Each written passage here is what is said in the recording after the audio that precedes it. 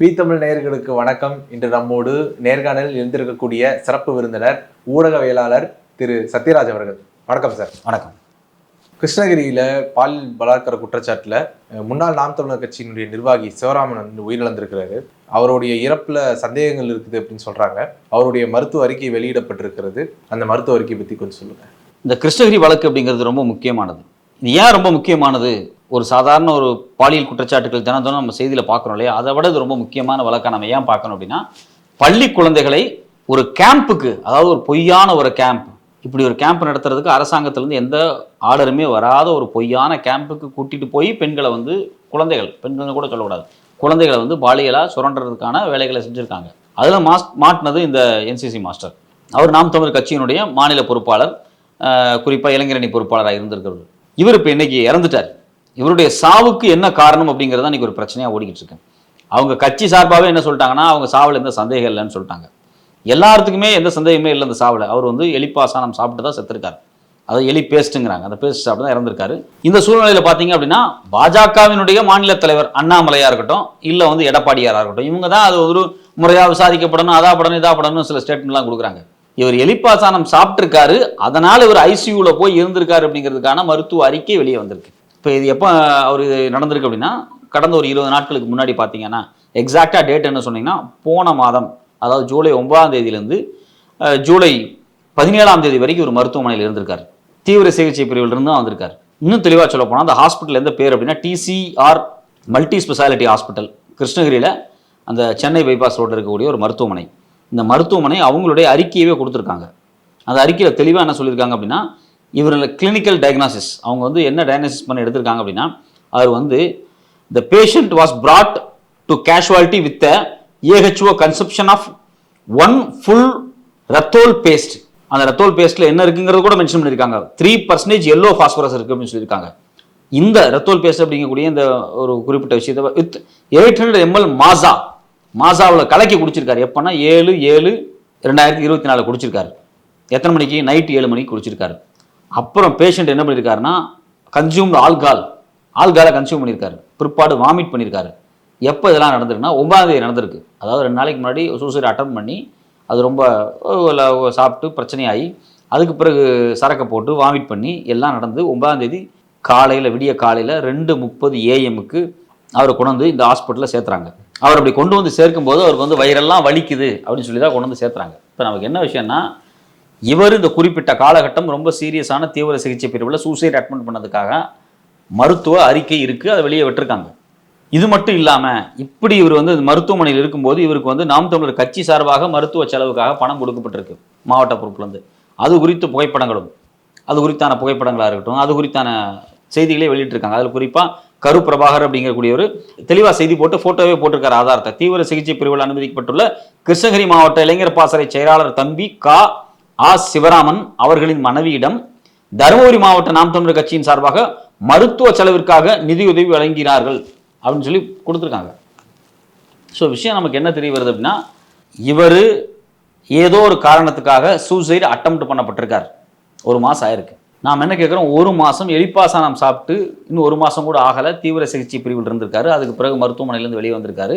அதுக்கு பிறகு இவர் என்ன ட்ரீட்மெண்ட் எடுத்துகிட்டு இருந்திருக்காரு, இந்த ட்ரீட்மெண்ட்டினுடைய ஏதாவது சைடு எஃபெக்ட் இப்போ பாதிப்பு ஏற்பட்டிருக்கா அப்படிங்கிறத இனிமேல் ஒரு அரசு அவங்க டெஸ்ட் பண்ணி, அவருடைய பாடியை டெஸ்ட் பண்ணி ஒரு மருத்துவ அறிக்கை கொடுக்கணும். அதை அவங்க செய்வாங்க. 2வது, இந்த நபர் ஒரு பெரிய முக்கியமான நபரோ ஒரு பெரிய புனிதரோ கிடையாது. அவர் ஒரு அக்யூஸ்ட். ஆதாரம் இருக்குது. ஒரு 13 வயது குழந்தைய, ஒரு குழந்தை மட்டும் கிடையாது, பல மாணவிகள்கிட்ட இது மாதிரி தவறாக நடந்திருக்காரு. அதாவது பள்ளிக்கூடத்தில் என்சிசி கேம்பே நடத்தக்கூடாது. எங்கள் அரசாங்கத்திலேருந்து என்சிசிலேருந்து அப்ரூவல் வராமல், நீங்கள் அந்த அப்ரூவலே வராமல் போலீஸ் சர்டிஃபிகேட்டுகளை பயன்படுத்தி ஒரு கேம்பை ரெடி பண்ணி ஒரு பெண்ணுங்களை கூட்டிகிட்டு போயிட்டு அவங்கள சுரண்டல் வேலை பண்ணியிருக்கீங்க.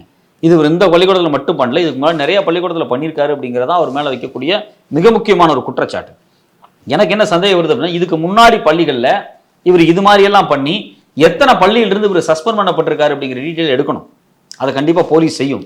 ஏன்னா SIT போட்டிருக்காங்க, ஸ்பெஷல் இன்வெஸ்டிகேஷன் டீம். நீங்கள் ஒரு பெண் IPS அதிகாரி பவானி ஈஸ்வர் அவங்க தலைமையில் ஒரு IPS அதிகாரி நேற்றே கிருஷ்ணகிரியில் உட்காந்து எல்லா விசாரணையும் பண்ணிக்கிட்டு இருக்காங்க. ஒரு டீம் விசாரிச்சுக்கிட்டு இருக்கு.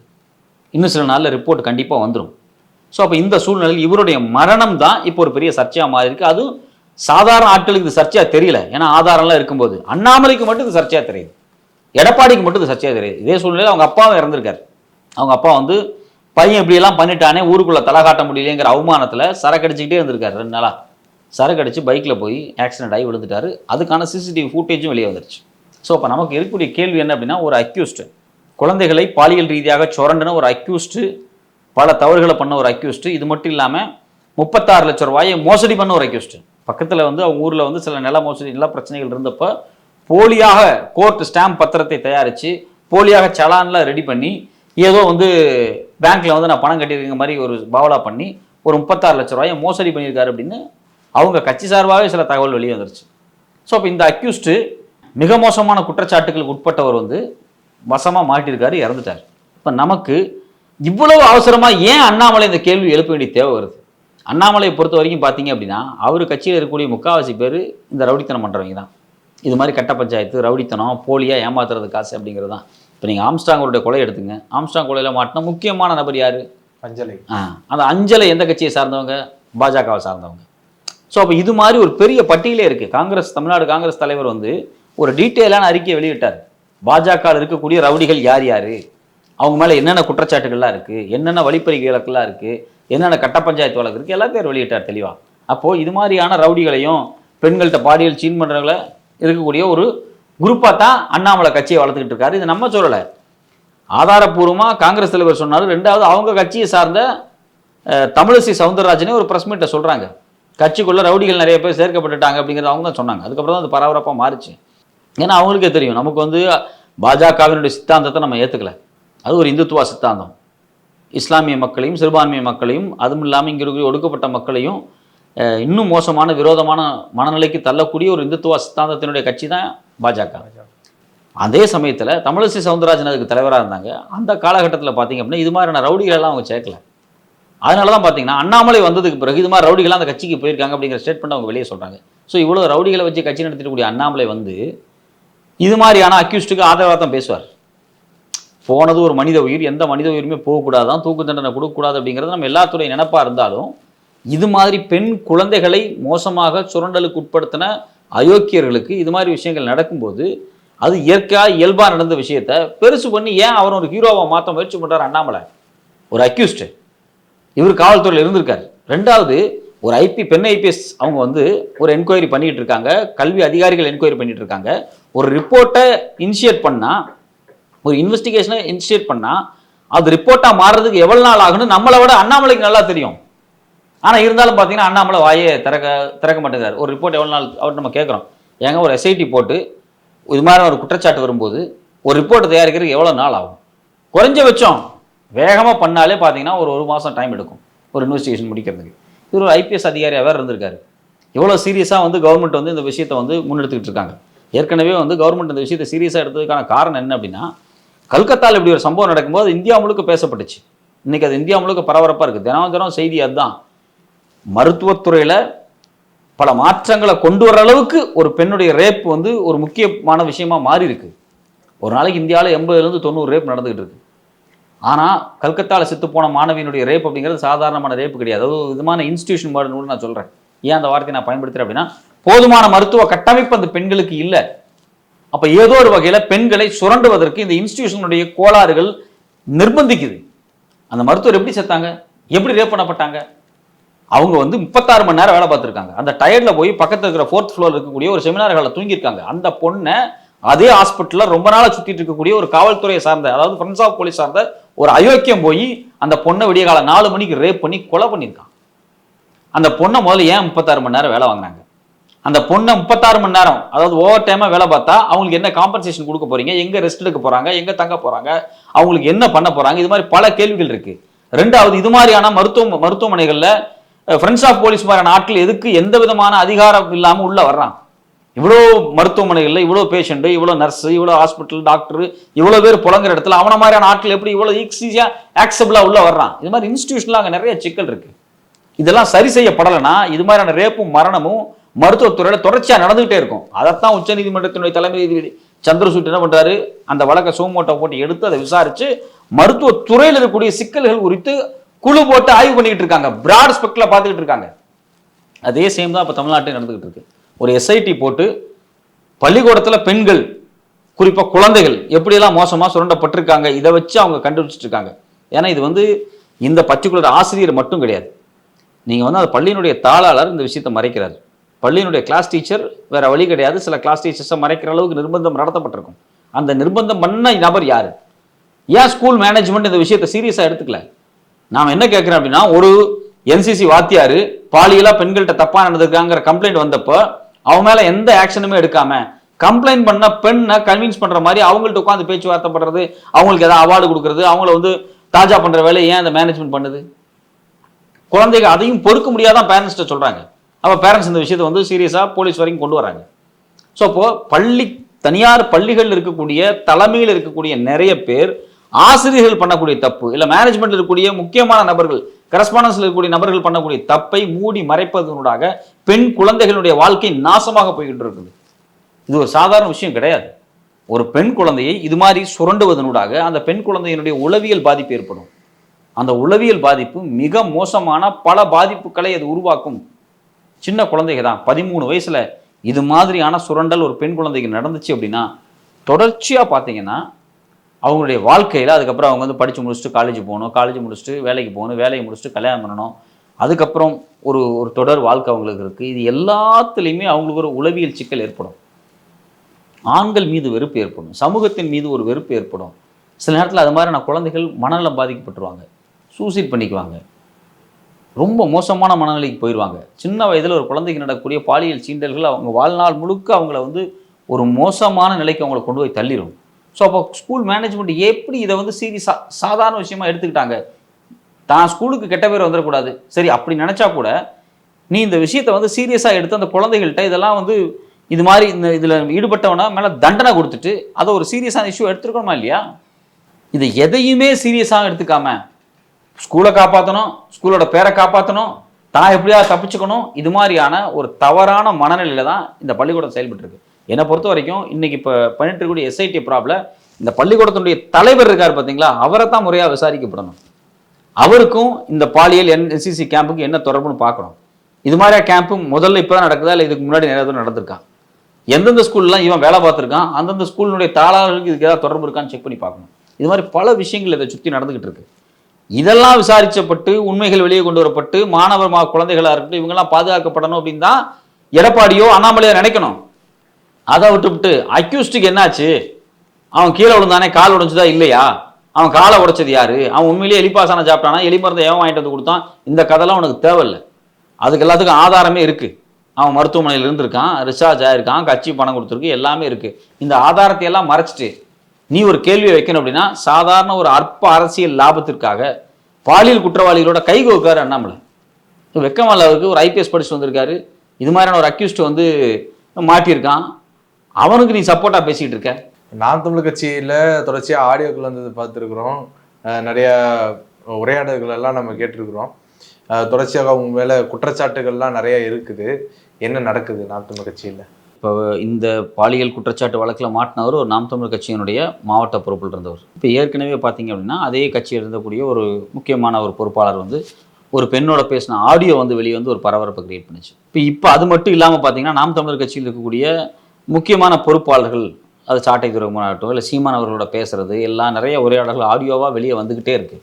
அதாவது அடிப்படையில் பார்த்தீங்க அப்படின்னா அந்த கட்சியினுடைய கட்டுப்பாடு, அந்த கட்சிக்கான கட்டமைப்பு அப்படிங்கிறது எந்த அளவுக்கு இருக்குது அப்படிங்கிறது நமக்கு ஒரு பெரிய கேள்வியாக இருக்குது. ஏன்னா இப்போ கட்சியினுடைய தலைவர்னு சொல்கிறாங்க சீமானை, அது ஒருங்கிணைப்பாளர், தலைமை ஒருங்கிணைப்பாளர்னு சொல்கிறாங்க. அவரோட பேசக்கூடிய கட்சி சார்ந்த நபர் அவரோட உரையாடக்கூடிய பல ஆடியோக்களை அது வெளியே வந்துக்கிட்டே இருக்குது. அப்படின்னா அந்த கட்சியினுடைய பொறுப்பாளர் வந்து எப்படி இந்த கட்சியை நடத்திட்டு இருக்காங்கன்னு நமக்கு தெரியல.